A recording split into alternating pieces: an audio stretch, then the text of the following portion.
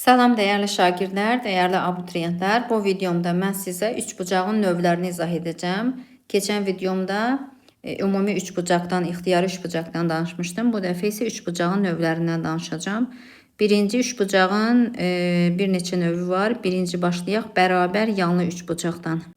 Bərabər yanlı üçbucaq yan tərəfləri bərabər olan üçbucağa deyilir. Yəni adından da görünür yan tərəfi bərabərdir və oturacağı bitişik bucaqları bərabərdir. Alfa, alfa.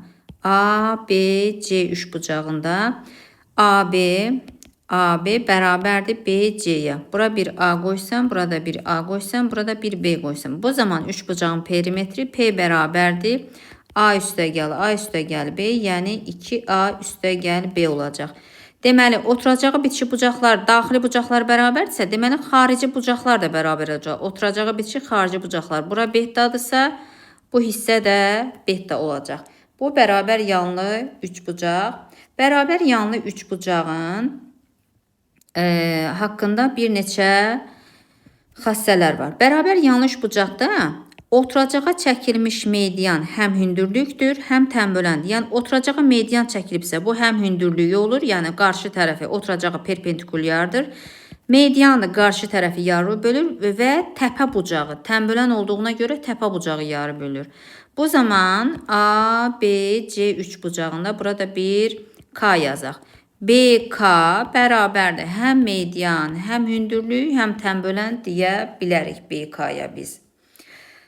Bərabər yanlı üçbucaqda yan tərəflərə çəkilən hündürlüklər eynidir. Bu hündürlük və bu hündürlük deyək, bir-birinə bərabərdir. Bura bir H qoyuram, burada H1 qoyuram. H1 bərabərdir H olacaq. Çünki eyni tərəfə çəkilib bu hündürlüklər. Ona görə bu hündürlüklər bir-birinə bərabər olacaq. Sonra bərabər yanlı üçbucaqda belə bir xassə var. Oturacaqdan yan tərəflərə qaldırılan perpendikulyarların cəmi yan tərəfə çəkilən hündürlüyə bərabərdir. Tutaq ki, oturacağın hər hansı nöqtəsindən bu yan tərəfə bir dənə hündürlük çəkirəm və digər yan tərəfə də bir dənə hündürlük çəkirəm. H1, H2 yazıram. Bu hündürlüklərin cəmi oturacağın təpəsindən yan tərəfə çəkilən hündürlüyə bərabərdir. Bura bir H yazım. Deməli, H bərabərdir, H1 üstə gəlinsin, H2. Bu nöqtə burada da ola bilər, burada da fərqi yoxdur. Yəni, oturacağın hər hansı nöqtəsindən yan tərəflərə hündürlük çəkilərsə, bu hündürlüklərin cəmi oturacağın təpə nöqtəsindən yan tərəfə çəkilən hündürlüyə bərabərdir. Sonra belə bir xassə var. Oturacağın hər hansı nöqtəsindən yan tərəfə paralel düz xətt çəkilərsə, baxın, bura bu yan tərəfə paraleldir. Bura bir A qoyum, yan tərəflər bərabərdir və digərini də bir fərqli ilə adlandıraq. Burada bu hissəyə paraleldir. Paraleldir, ha, bunlar, bax, buna 2 xətt qoyaq. Deməli, bunlar göylər də 2 xətt olsun. Paraleldirsə, bura bir X qoyuram, bura Y. Bu paralellərin cəmi yan tərəfə bərabərdir. Yəni, A bərabərdir, X üstə gəl, Y.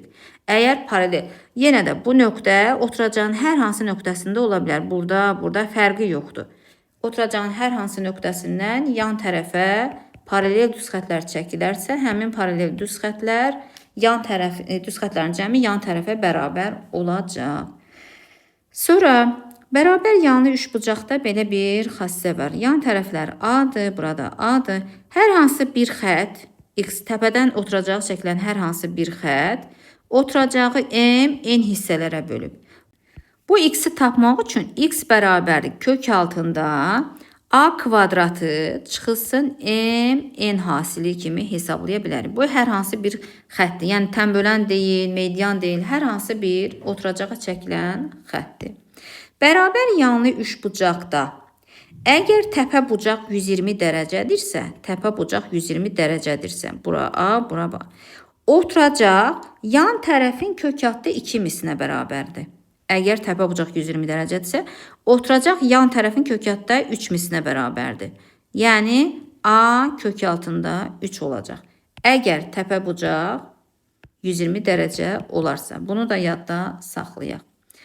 Gəlin bərabər yanlı üçbucaqda belə bir suala baxaq. Deyir bərabər yanlı üçbucağın oturacağı olsun 13 santimetr. Oturacağın hər hansı nöqtəsindən yan tərəfə paralel düz xəttlər çəkilib. Deməli, hər iki tərəfə, yan tərəfə də bura çəkək, bir də bu yan tərəfə. Və bu paralel düz xəttlərin biri 3 santimetrdir, biri 7 santimetr olarsa, üçbucağın perimetrini tapın. Yan tərəf bərabər yanlı olduğuna bura yan tərəflər bərabərdir, bu bucaqlar bərabərdir, alfa. Deməli, biz nə dedik? Yan tərəfə çəkilən paralel düz xəttlərin cəmi nəyə bərabərdir? Yan tərəfə. Deməli, A bərabərdir 3 üstə gəlinsin 7 bərabərdir 10 santimetr olacaq. Hə, indi perimetrini tap deyirsə, P bərabərdir. Bura 10'dursa, bu yan tərəfdə 10 olacaq. 10 üstə gəl, 10 üstə gəl, 13 bərabərdir 33 santimetr. Buna aid. İndi keçək bərabər tərəfli üçbucağa. Bərabər tərəfli üçbucaq nədir? Adından da görünür. Bütün tərəfləri bərabərdir bunun. A. Və bütün tərəflər bərabərdirsə, bütün bucaqlar da bərabərdir. Alfa, alfa, alfa. Bütün daxili bucaqları bərabərdir. Daxili bucaqların cəmi 180'dir. 3 alfa bərabərdir 180, alfa bərabərdir 60. Deməli, bərabər tərəfli üçbucağın bütün daxili bucaqları 60 dərəcədir. Və bu zamanda bütün xarici bucaqları da beta qoyaq 120 dərəcə olacaq. Beta, alfa plus beta da biz dedik ki, bir daxili bucaq, bir xarici bucağın cəmi də 180 dərəcə olasa, 60 üstə gəl, beta bərabərdir 180, beta da bərabərdir 120 dərəcə. Yəni, bütün xarici bucaqları 120 dərəcə, bütün daxili bucaqları 60 dərəcə olacaq. Bərabər tərəfli üçbucaqda. Perimetri nə olacaq? 3 tərəfin cəmi. A üstə gəl, A üstə gəl, A bərabərdir 3A'ya. Bu da bunun perimetri. Bərabər tərəfli üçbucaqda bütün tərəfə çəkilən hündürlüklər, medianlar, tənbölənlər hamısı bir-birinə bərabərdir. Çünki eyni tərəfə çəkiliblər. Baxın, bura çəkilən hündürlük həm median, həm tənböləndir. Sonra eyni şeyi mən bura tətbiq edirəm. Bu tərəfə çəkilib hündürlük yenə həm mediandır, həm tənböləndir. Üçüncü tərəfə çəkilən hündürlüyü desək, yenə həm tənbölən, həm median olacaq, həm də hündürlük olacaq. Bu zaman bunun bir düsturu var. Yaza bilərik ki, M bərabərdir L tənbölən, o da bərabərdir mediana, o da bərabərdir A kök altında 3 bölünsün 2. Baxın, bu düsturu yadda saxlayaq. Tutaq ki, bizə belə bir sual verir. Deyir, tərəfi 8 santimetr olan bərabər tərəfli üçbucağın tənbölənini tap. Tənböləni tapın yazır. İndi tənbölən nə dedik? Hündürlüyə bərabərdir də. Tərəfi A'dır. A bərabərdir 8'dirsə, hündürlüyü tənbölən, median bir-birinə bərabərdir. Gətirib 8 kökü altında 3 bölünsün 2. Bu da 2'lərlə 8 ixtisar gedir 4. Qalacaq 4 kökü altında 3. Bu da bunun medianı soruşsaydı eyni düsturla getməliyik. Hündürlüyü də soruşsa eyni düsturla getməliyik. Sonra bərabər tərəfli üçbucaqda belə bir qayda var. Bərabər yanlıya oxşuyur biraz. Burada isə bərabər yanlıda oturacağın hər hansı nöqtəsindəndir. Bərabər tərəfdə isə daxildə götürülmüş hər hansı nöqtədən yan tərəflərə çəkilən paralel düz xəttlərin cəmi hər hansı nöqtədir? Bir K nöqtəsi qoyuram. Paralel düz xəttlər çəkilib, burada bura paraleldir. Bu düz xəttləri biz X, Y, bir Z adlandıraq. Bunların cəmi üçbucağın yan tərəfinə bərabərdir. Yan tərəfin bir A adlandırsaq, A bərabərdir X üstə gəl, Y üstə gəlinsin Z. Baxın, bu da bərabər tərəfli üçbucağa aid bir dənə qayda. Eyni şey biz hündürlüyə tətbiq etsək, bərabər tərəfli üçbucaqda, daxildən götürülmüş nöqtədən, hər hansı nöqtədən yan tərəflərə çəkilmiş hündürlüklərin cəmi, yan tərəflərə çəkilmiş hündürlüklərin cəmi, burada bir hündürlükdür. Tutaq ki, H1, H2, H3 yazaq. Oturacağa çəkilmiş hündürlüyə bərabərdir. Oturacağa çəkilmiş hündürlüyə. Baxın, oturacağı. Biz dedik, bərabər tərəfli üçbucaqda bütün tərəflə çəkilən hündürlük median bir-birinə bərabərdir. Burada bir H yazırım. Ümumən düsturu yazsaq, H bərabərdir. H1 üstə gəl H2, üstə gəl H3. Bu da hamısı bərabər tərəfli üçbucağa aid xassələr. Bərabər tərəfli üçbucaqda daxilə çəkilmiş çevrənin radiusu, yəni kiçik r. Kiçik r bərabərdir tərəfin bölürük, tərəfi bölürük. Bərabər tərəfli üçbucaqda daxilə çəkilmiş çevrənin radiusu, yəni kiçik r bərabərdir. A bölünsün, yəni tərəf bölünsün 2 kök altında 3 olacaq. Baxın, bu düsturları yadda saxlayın. Sonra bərabər tərəfli üçbucaqda böyük çevrənin radiusu, yəni xaricə çəkilmiş çevrənin radiusu isə A-nı bölürük kök altında 3-ə. Deməli, bu iki düsturdan biz nə alırıq? Alırıq ki, böyük radius, yəni xaricə çəkilmiş çevrənin radiusu 2 dənə kiçik radiusa bərabər. Yəni 2 dənə daxilə çəkilmiş çevrənin radiusuna bərabərdir. Və ən sonda nəticə alırıq ki, hündürlük böyük radiusundan kiçik radiusun cəminə bərabərdir. Bərabər tərəfli üçbucaqda bu 4 dənə düsturu yadda saxlayın. Daha lazım olacaq hələ bizə çox. İndi keçək düz bucaqlı üçbucağı. Düz bucaqlı üçbucaq nədir? Adından da görünür. Bir bucağı düz bucaq olan, yəni 90 dərəcə olan üçbucaq düz bucaqlı üçbucaq adlanır. Düz bucaqlı üçbucaqda iki tərəf, yəni balaca tərəflər katetlər olacaq. B, böyük tərəf hipotenuz. A və B katetdir, katet. C isə hipotenuz, hipotenuz. Deməli, düzbucaqlı üçbucaqda Pifaqor teoremi var. Katetlərin kvadratları cəmi, katetlərin kvadratı, yəni A kvadratı üstə gəl B kvadratı bərabərdir hipotenuzun kvadratına bərabər. Buradan yaza bilərik ki, C bərabərdir kök altında A kvadratı üstə gəlinsin B kvadratı. İndi Pifaqor teoremini varsa, deməli Pifaqor üçlükləri də var burada. Pifaqor üçlükləri hansılardır? Pifaqor üçlükləri 3, 4, 5'dir. Sonra 5, 12, 13 var. Yəni ki, bu kiçik tərəflər katetlərdir, böyük tərəf hipotenuzdur. Yəni bu kiçik tərəflərin kvadratları cəmindən, kvadratları cəmi böyük tərəfin kvadratına bərabərdir. Sonra 8, 15, 17. Bunlar çox işlənir. 7, 24, 25. Başqa nə var idi orada? 9, 40, 41 var. 11, 60, 61 var. 12, 35, 37 var. Başqa 16, 63, 65 var. 20, 21, 29 və s. Yəni və s. Yəni çoxdur. Pifaqor üçlükləri çoxdur. Bunların içində 3, 4, 5 üçbucağı, bax 3, 4, 5 üçbucağı yazaq. Yəni katetləri 3 və 4-dür, hipotenuz 5-dir. Buna Misir üçbucağı deyirlər. Və eyni zamanda da bu 3, 4, 5-in misilləri də Misir üçbucağı adlanacaq. Misal üçün belə bir üçbucaq verib bizə. Deyir ki, bura 6-dır, bura 8. Görürsünüz 6 nəyin 2 mislidir? 3 vur 2 deməkdir. 8 nədir? 4 vurulsun 2. Biz hipotenuzu tapmaq üçün tərəflər baxın 3, 4. Deməli, tərəflərin hər birini 2-yə vurduqsa katetləri. Deməli, hipotenuzu da 2-yə vurmalıyıq ki, bu üçbucağı qanunu uyğunluğu tapa bilək. Yəni, Pifaqor teoremini bura tətbiq edə bilək. Misal üçün bizə belə bir üçbucaq verib, sual verib, deyir düzbucaqlı üçbucağın katetləri 36 santimetrdir, biri də 27 santimetrdir.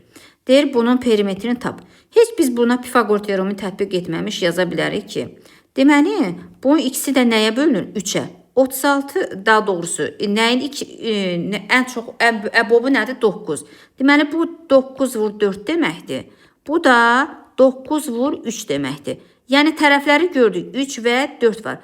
Deməli bunun hipotenuzu nə olacaq? 5-in 9 misli. Yəni 5 vur 9 45 olacaq. Biz tapdıq tərəfləri 27, üstə gəl 36, üstə gəlinsin 45. Bərabərdir 108 santimetr olacaq. İndi düzbucaqlı üçbucağın növləri var. Gəlin ona baxaq. Bərabər tərəfli düzbucaqlı üçbucaq nədir? Yəni katetləri bərabərdir. Biz bilirik ki, katetlər bərabərdirsə, onda bunun iti bucaqları da bərabərdir. 45 dərəcə, 45 dərəcə. Bərabər tərəfli düzbucaqlı üçbucaqda hipotenuz tərəfin, yəni katetin kök altında 2 misli olacaq. Bu zaman bunun perimetrini yaza bilərik. 2A üstə gəlinsin A kök altında 2. Bu da bunu bərabər tərəfli düzbucaqlı üçbucaq. İstəsəz bunun adını yazaq bura. Bu da bizim bərabər tərəfli düzbucaqlı üçbucağımız. İndi düzbucaqlı üçbucaqda belə bir qayda var ki, 30 dərəcəli bucaq qarşısındakı katet hipotenuzun yarısına bərabərdir. Deməli, əgər bura A qoyuram, burada 30 dərəcədirsə, deməli bu 30 dərəcəli bucaq qarşısındakı katet hipotenuzun yarısı. Bura A-dırsa, deməli hipotenuzumuz 2A olacaq. Bura B-dirsə, 30 dərəcədirsə, burada 60 dərəcə olacaq. 60 dərəcəli bucaq qarşısına katet də digər katetin kök altında 3 misli olacaq. Yəni A kök altında 3 olacaq. Biz bunun perimetrini tapsaq, yazıram A üstə gəl 2A üstə gəl A kök altında 3. Bu da olacaq 3A üstə gəlinsin A kök altında 3. Buradan da əslində biz kök altında 3'ü mötərizə xaricinə çıxarda bilərik. Kök altında 3A-nı daha doğrusu. Bu da yazıram onu. Kök altında 3 üstə gəlinsin 1 olacaq. Bax, bunun perimetrini belə də verə bilər, belə də verə bilər. Bizdə bu bərabər düzbucaqlı üçbucaqda 30 dərəcə bucaq qarşısında katet və 60 dərəcə bucaq qarşısında katetin xassəsi bol oldu. Misal üçün buna aid bir suala baxsaq, tutaq ki, deyir ki, üçbucağın, düzbucaqlı üçbucağın təbii ki, düzbucaqlı üçbucağın böyük tərəfi 16 santimetrdir. Bucağın biri 30 dərəcədir. Bura bir 30 dərəcə yazırıq. Bucağın biri 30 dərəcədir və bizdən nə istəyir? Perimetri istəyir. Perimetri bərabər sualı. 30 dərəcə bucaq qarşısında katet nə idi? Hipotenuzun yarısı. Deməli, bura olacaq ki, 16 bölünsün 2, yəni bərabərdir 8. İndi 30 dərəcədirsə, burada 60 dərəcə olacaq. 60 dərəcə bucaq qarşısında katet nəyə bərabərdir? Digər katetin, yəni 8'in kök altında 3 misli olacaq. İndi perimetri tap desə, tərəfin biri 8, üstə gəlinsin. Katetin digəri 8 kök altında 3, üstə gəlinsin 16. Bərabərdir 24, üstə gəl 8 kök altında 3. Buradan da biz 8'i mötərizə xaricinə çıxartsaq, olacaq 3 üstə gəlinsin kök altında 3. Bunun perimetri belə olacaq. Biz bilirik ki, düzbucaqlı üçbucaqda iti bucaqların cəmi 90 dərəcədir də, alfa plus beta. Çünki dedik bir bucağın biri 90 dərəcədir. Daxili bucaqlar neçə dərəcədir?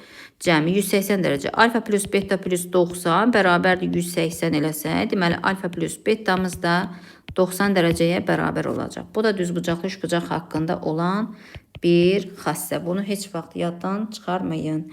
Sonra düzbucaqlı üçbucaqda daxilə çəkilmiş çevrənin radiusu var. Yəni kiçik r. Daxilə çəkilmiş çevrənin radiusu, yəni kiçik r hesablasaq, biz baxın daxilə çəkilib. Buradan bir radius çəksək, kiçik r. Katetləri A, B, hipotenuzu C adlandırsaq. Kiçik radius katetlərin cəminin hipotenuz ilə fərqinin yarısına bərabərdir. Xaricə çəkilmiş çevrənin radiusu nəyə bərabərdir desək, yəni böyük r radius, böyük radius desək, bu da olacaq hipotenuzun yarısı. Baxın bura. Deməli, böyük r budur. Radius, radius. Görürsünüz, hipotenuz oldu, mərkəz. Çevrənin mərkəzi də bura oldu. Deməli, bu ümumi bizdə C-dirsə, yəni hipotenuzdursa, böyük radius bərabərdir hipotenuzun yarısına, C-yə.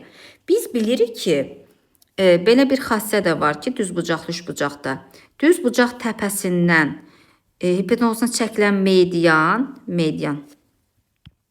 Düzbucaq təpəsindən hipotenuza çəkilən median hipotenuzu yarı bölür və onun yarısına bərabərdir. Deməli, m. Yəni, bu hipotenuza bir C desək, C bərabərdir 2m olar. Və biz buradan görürük ki, gəlin bu xəttə baxın bir dənə. Bu xətti buradan çəksə, bu median olacaq da, həm də median. Deməli, median. Hə, buradan nə alınır? Xarici çəkilmiş çevrənin radiusu həm də mediana bərabərdir. Çünki biz burada medianı tapsaq, C bölünsün 2 olacaq da, hipotenuzun yarısı. Deməli, xarici çəkilmiş çevrənin radiusu mediana bərabərdir. O da hipotenuzun yarısına bərabərdir. Bu iki düsturu yadda saxlayın. Eyni zamanda bu 3 olacaq. Yəni, bu qaydaların hamısını yadda saxlasaq çox yaxşı olar.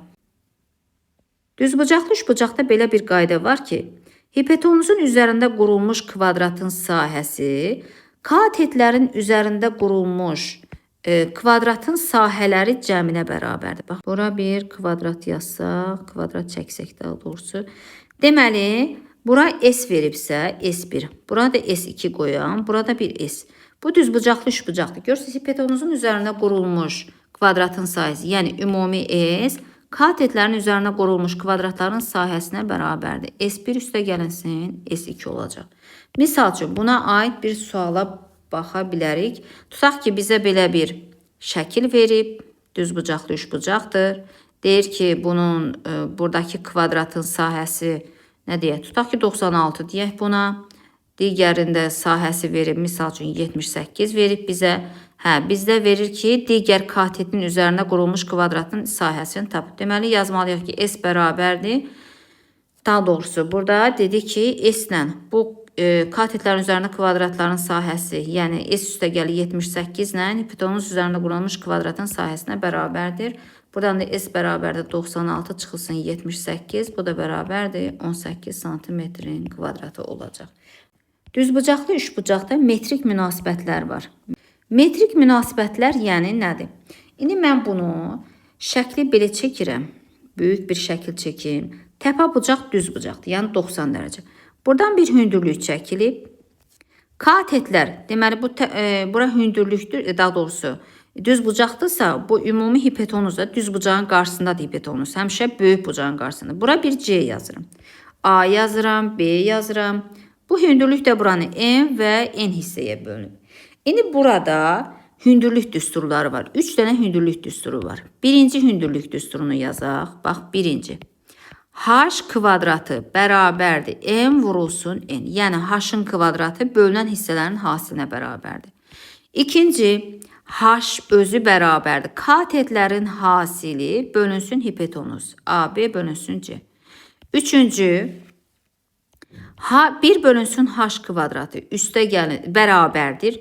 1 bölünsün A kvadratı üstə gəlinsin 1 bölünsün B kvadratı. Burada bu bərabər olmalıdır. 1 bölünsün H kvadratı bərabərdir. 1 bölünsün A kvadratı üstə gəlsin 1 bölünsün B kvadratına. Sonra dördüncü düsturumuz var burada. Baxın, A-nın kvadratı bərabərdir. A-nın tərəfində nə durur? M. M vurulsun, M üstə gəl N, bölünən hissələrin cəminə. M üstə gəl M-imiz nədir? C verir. Deməli, M vurulsun C olacaq. Yəni, A kvadratı bərabərdir. M vurulsun C. Yəni, A tərəfində duran hissə, bölünən hissənin ümumi hipotenuza hasili. Eyni şeyi biz B tərəfinə tətbiq eləyək. B kvadratı bərabərdir. B tərəfinə nə durur? N. N vurulsun, N üstə gəlinsin M. Bərabər, N vurulsun, N üstə gəlim C-dir. Bu olacaq NC. Qısa olaraq yazaq. B kvadrat bərabərdir, N vurulsun C. Baxın, bu düsturları hamısını yadda saxlayaq. Və ən son 6-cı nə adlanır buradan? Baxın, bunları tərəf-tərəfə bölsək, bu ilə bunu, bu düsturu tərəf-tərəf bölsək olacaq ki, A kvadratı bölünsün B kvadratı bərabərdir. M vur C bölünsün M vur C. C'lər ixtisar gedir, qalır M bölünsün N. Yəni A kvadratı bölünsün B kvadratı bərabərdir M bölünsün N. Yəni biz bölünən hissələrin kvadratları, daha doğrusu katetlərin kvadratları nisbəti bölünən hissələrin kvadratları nisbətinə bərabər olacaq. Ki deyir ki düzbucaqlı üçbucaqda hipotenuza çəkilən hündürlük neçə olsun deyə bilərik. Hündürlük çəkilib və bu hündürlük hipotenuzu 4 və 9 santimetrlik hissələrə ayırır. Hissələrə ayırar. İndi bizdən deyir ki, üçbucağın perimetrini tap. Üçbucağın perimetrini tap. Gəlin bir düzbucaqlı üçbucaq çəkək. Bir dənə düzbucaqlı üçbucaq çəkdim mən.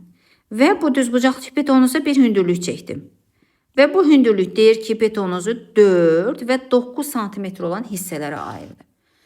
Üçbucağın perimetrini tapmaq üçün biz ilk öncə hündürlüyü tapmalıyıq. Hündürlüyü tapmaq üçün də baxın, bu birinci düsturumuz var idi. H kvadratı mn. Ondan istifadə edəcəm.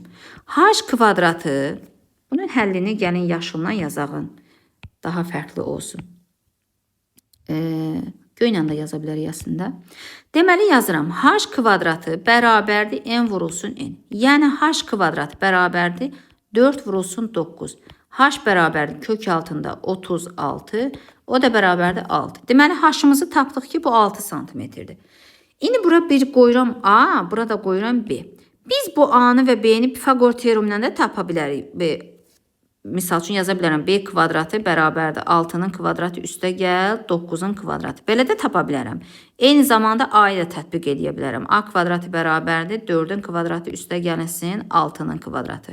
Baxın, dedik düzbucaq qarşısında duran tərəf hər zaman hipotenuzdur. Mən bunu bu düsturla gedirəm. Baxın, bu A kvadratı m-in. M vurulsun C. B kvadratı m vurulsun C.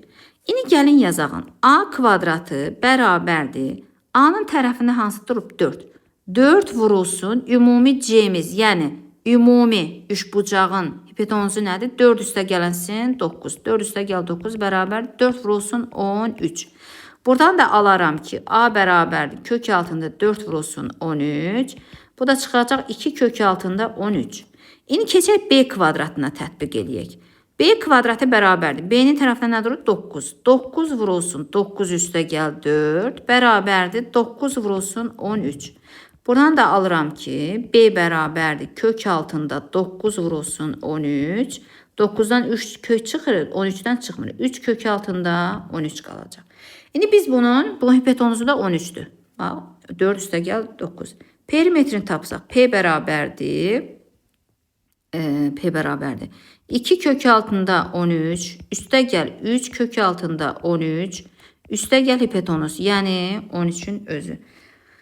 Bu da eləyəcək 5 kök altında 13, üstə gəlsin 13. Buradan da 13'ü, daha doğrusu kök altında 13'ü mörtərizə xaricinə çıxartsaq, qalacaq ki, kök altı 13'ü 5, üstə gəlinsin kök altında 13.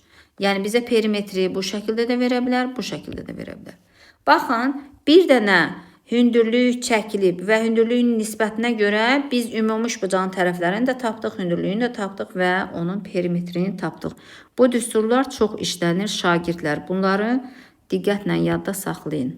İndi gəlin düzbucaqlı üçbucaqda trigonometrik funksiyalara baxaq. Yəni tangens alfa, sinus alfa, kosinus alfa, kotangens alfaya. Tutaq ki, katet çəkilib A, B və C. Burada bir A yazıram.